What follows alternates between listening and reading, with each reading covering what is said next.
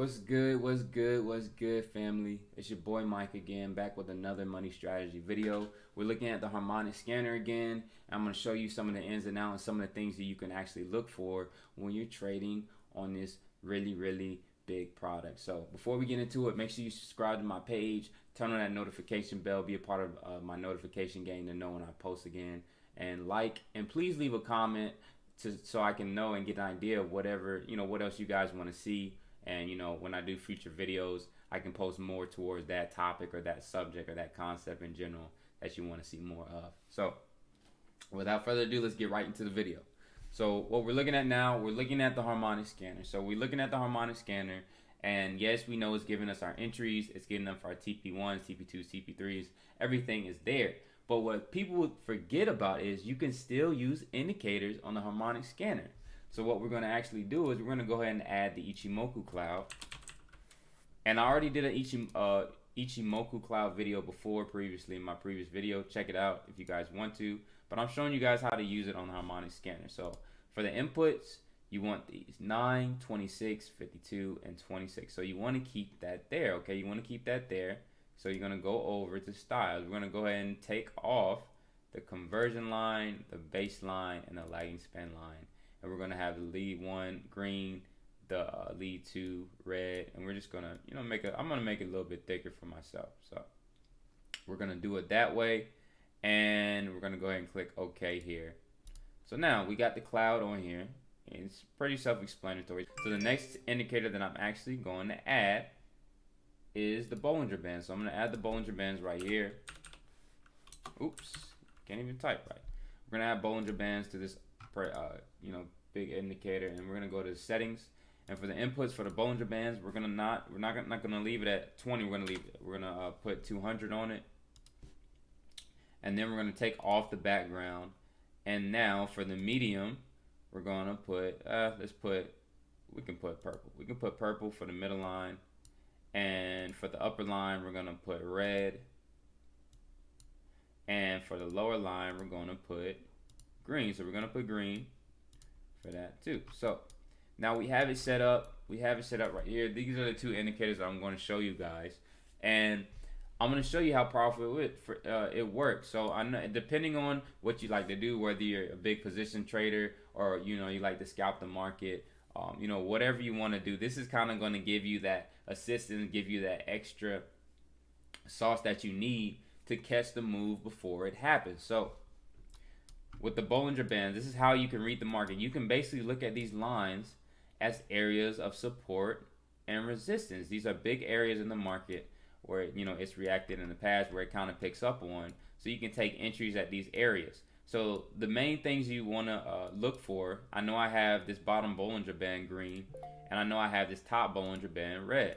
Well, if it hits the top, you want to look to sell. If it hits the bottom, you want to look to buy. So I'm going to show you guys perfect example of this. So what I want to do is I'm going to hide the Ichimoku cloud so you guys can actually see what I'm talking about. So boom, you could have bought right here in this little spot on the Bollinger Band. You could have bought right here. You could have bought right there. You could have bought right there. This is the beginning of the trend. And literally you see the reversal here. Boom, it's going up, it's going up. It's even going through your entries that the Harmonic scanner is already calling for you. But look at this, you already caught the move early because the Bollinger Band is going all the way up. So you're gonna hold this trade. You're gonna hold it, hold it, hold it, hold it, hold it, hold it, hold it, hold it, hold it, hold it, hold it. And literally it's up about to this area. So it's almost to that middle Bollinger Band. But if you want to hold it longer, you definitely can. But as you can see, it's already smashed through TP3s. So you could have pulled out your profit at any of these TPs. But if you want to get that bigger move, if you want to hold the trade a lot longer, you have the option to do that, ladies and gentlemen. So I know entering right here, no, your stop loss wouldn't be right here. You would probably bring your stop loss right about, you would put your stop loss behind this little area. And I'm gonna draw a line for you guys right here. I'm gonna make it red, and I'm gonna make it thick right here. Boom. So your stop loss is behind this zone. You entered right here, and you can see you could have pulled out profits, or you could have made money in any of these TPs. Or if you look over, you can see it went all the way up, and it finally hit our middle Bollinger Band. So you could have took out your profit once it hit the middle Bollinger Band. So you can see that. Look at that. all the way up here. I know it don't have to. It can even just be a little close, and you can pull out your profit. That is a lot of pips, ladies and gentlemen, to catch off of this move. So you would have caught it early right here, and you would have been able to take out profits on the middle Bollinger Band. So you can either take out your profits on the middle Bollinger Band, or you can wait until it gets to the very top to hit the selling Bollinger Band. So you would have been, you could catch a lot of money on that. But like I say, it's just personal preference at that point, depending on how long you want to hold the trade. But this is going to help give you guys the idea how long you can hold the trade, and you're not going to be so worried about when you should pull out and stuff like that. So I thought this was really going to help you guys. This is another example right here too. So this is the top Bollinger Band, right? We got that top Bollinger Band, and literally, you know, we can have our entries right here at the top, right? You got our entries at the top. You could have sold in this area, and but same thing. You put your stop loss back here behind, you know, the Bollinger Band back here behind the zone, using appropriate risk management though. You have to use appropriate risk management. You could stack, you know, 0.01s, 0.02s, whatever kind of account you have. If you feel comfortable, get, you know, throw in a small lot, and then once it starts going in your direction, you know, you throw in a 0.01 right here. It starts going into your direction, and then say you're using 0.1s or 0.05s, you stack a couple of 0.05s in this area. So you would have been able to catch this whole move. So you would have entered right here, stop loss right here, boom. It hit our middle Bollinger Band. You could have TP right here. Could have TP spot.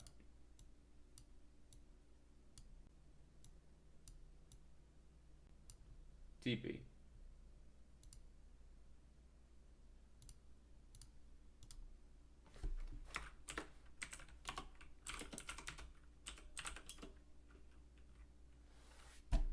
Let me just put TP.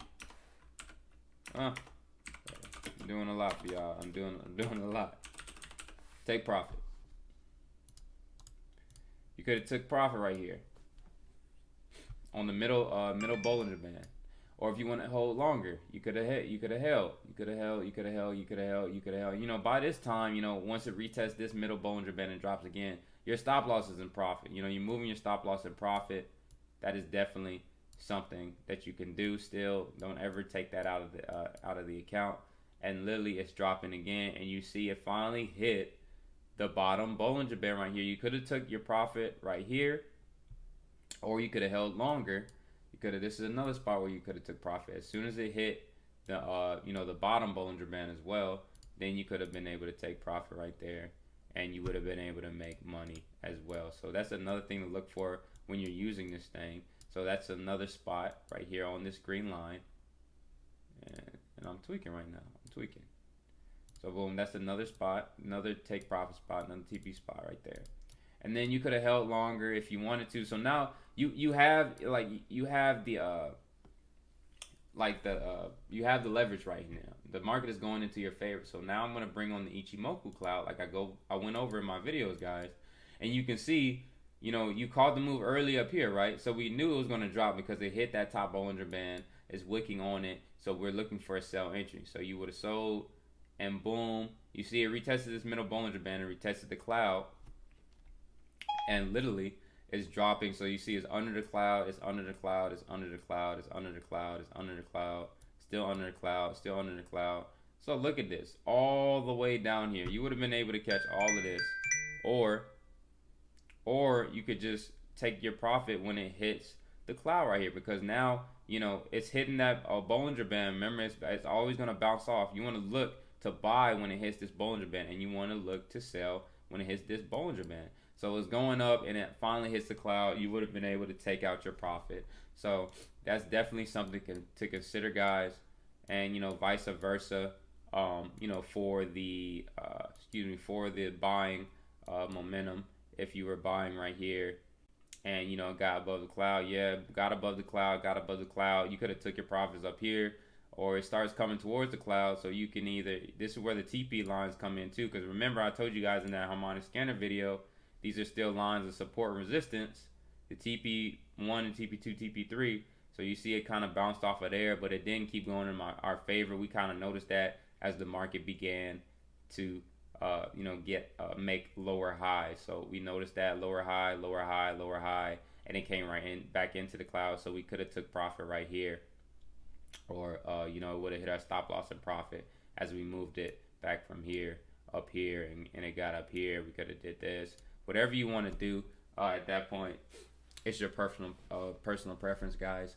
But this is literally how I catch the trades early, guys. You know, I get off that bottom Bollinger Band, and then I'll buy and I'll look for the move and try and take it to the middle Bollinger Band.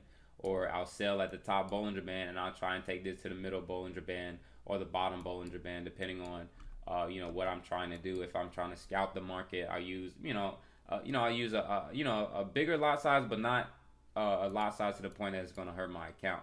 Or if I'm trying to catch the big move, maybe I'll use a little smaller lot size and then just look for the big move, because now I'm less stressed. So you guys, you gotta be patient with this stuff. Like, don't just put the trade in, think as soon as it turns red, like, you need to get out the trade. No, you gotta let the trade happen. And when you're letting the trade happen, you have to have the appropriate lot size so you can feel comfortable in moving forward with the trade and letting the trade go further. So literally the harmonic scanner is literally helping you out with all of this. And as you can see on this spot, it told us, the harmonic scanner actually told us to buy right here.